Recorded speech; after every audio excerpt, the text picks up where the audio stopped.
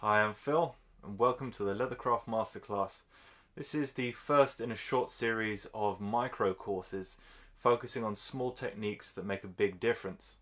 The inspiration behind these micro courses is from Leonardo da Vinci's famous saying, "Details make perfection, but perfection is not a detail." Basically what he's saying is perfection is a lot of small things done right, but perfection in itself is no small thing. So that's the idea behind these courses.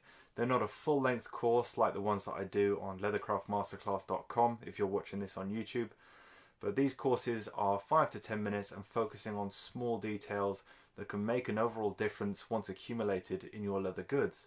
On this first course, I'm going to be focusing on stitching, especially how to start and finish a seam. You may have noticed on high quality leather goods that the first back stitches at the beginning of a seam and the ones at the end of the seam are all side by side, looking nice and neat. Not only is it more aesthetically pleasing to look at, but also when the stitches are facing side by side, it reduces the chance of wearing away and fraying. If the stitches overlap, one sticks up higher than the other and is going to be prone to wear very rapidly. So let's put some leather in the clams and let's take a look. So here we are at the clams. Now these are French saddler's clams by Jerome David. These are held off to an angle, as you can see, so it's not perfectly upright. So it may look a little bit different if you're used to using a clamp which is held upright 90 degrees. For this I'm going to be using an awl. You don't have to use an awl if you like to use a pricking iron and punch all the way through, which modern pricking irons can. You can go ahead and do that and lose the awl. But I'm going to be showing you with the awl, so at least you can see what it looks like. So the first two marks here, as you can see, I need to go through them with the awl. So I'm going to do that now. So 1, 2, and then I'm going to get my thread, and I've already threaded some needles. Now this tutorial takes for granted that you already know how to stitch. If you don't and you haven't mastered the basics, I do have a course on leathercraftmasterclass.com. If you're watching this on YouTube, then you can have a look at that and that will educate you on how this is done. But for those of you who have a good handle on this technique already, then this is for you. So I'm going to take one of my needles, any one, doesn't matter. I'm going to put one needle through the second mark in, okay? I'm then going to pair my needles up together and I'm going to pull through until I am divided halfway.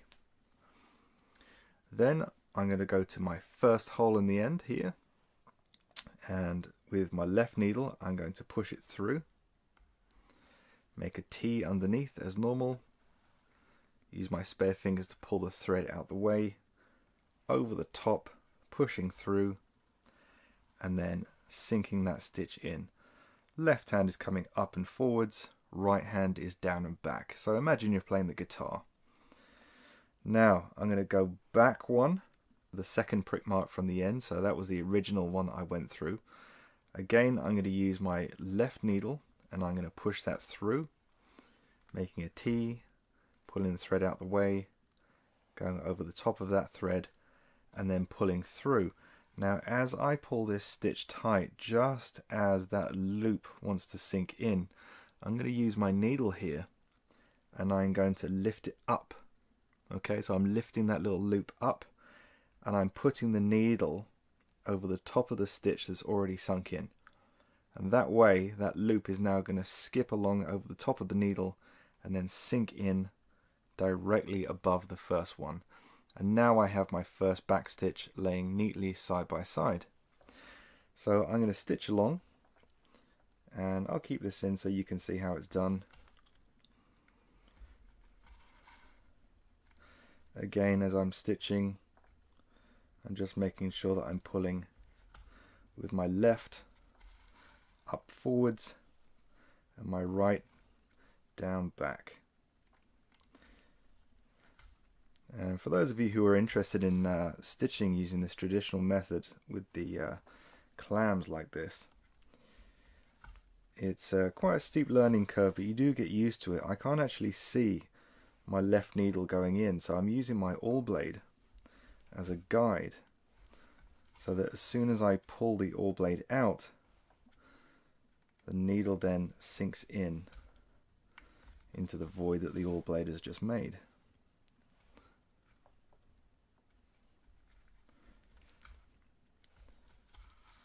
So if you want to learn this technique, again, if you're not watching this on my website, leathercraftmasterclass.com, if you go there, the first course that I did, 1 hour and 20 minutes, the techniques of hand stitching, and that should get you up to speed. As you go back, you can just open up the clams, bring it forwards just to adjust.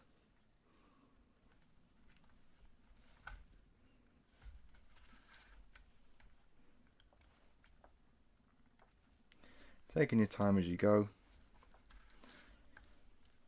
Nice, smooth, consistent rhythm, and that's what gets those stitches nice and neat looking.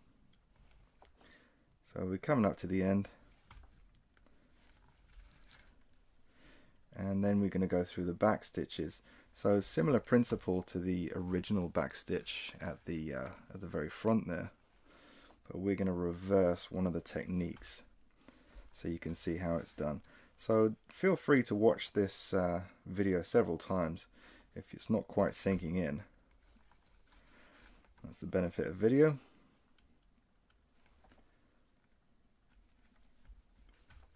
And I'm not casting this thread.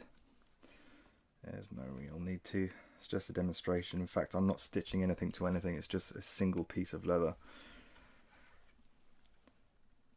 But it's just so that we can show you, or I can show you,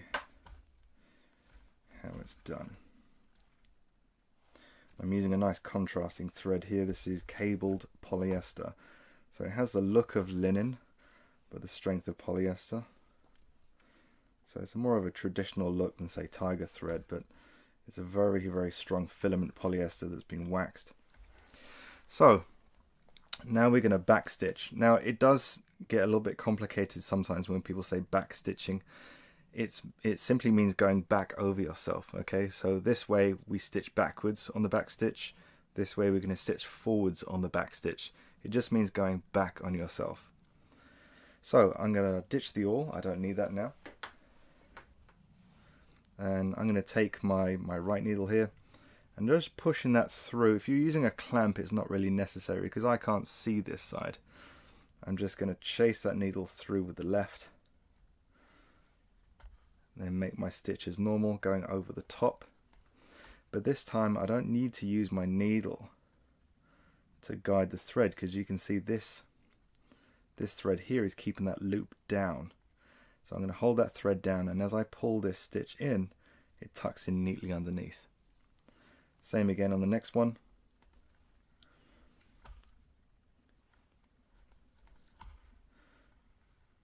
Pulling that down, sinking it in. Oops, lift that back up, and it's laying side by side. On the final one, I'm going to put it through, and we don't have the benefit of a thread holding this loop down. Okay, so much like the first stitch, I'm going to use my spare needle here, and I'm going to place it underneath. Okay, so these stitches are going back underneath, and I'm just keeping that needle right underneath and then pulling that in, and that stays side by side. So I'm going to take this to the paring stone, cut these threads, and then tap them down, and then I'll show you the result afterwards. So here's the result. So as you can see, the back stitches here are right underneath, and the start was over the top. Okay, so the first back stitch goes over the top of the first thread, and the last back stitches sneak in underneath. Okay, so that's the technique that I use, and that delivers these kind of results. If you're interested, the thread is, as I mentioned before, cable polyester by Yufeng Button, and the pricking iron is by Wuta Leather, 3.38mm. So that equates to about 8 stitches per inch. Needles were 003 John James, and the awl was by Blanchard. If you enjoyed this tutorial, be sure to visit leathercraftmasterclass.com and have a look at the list of tutorials and see if there's something in there that could help you in your leathercraft.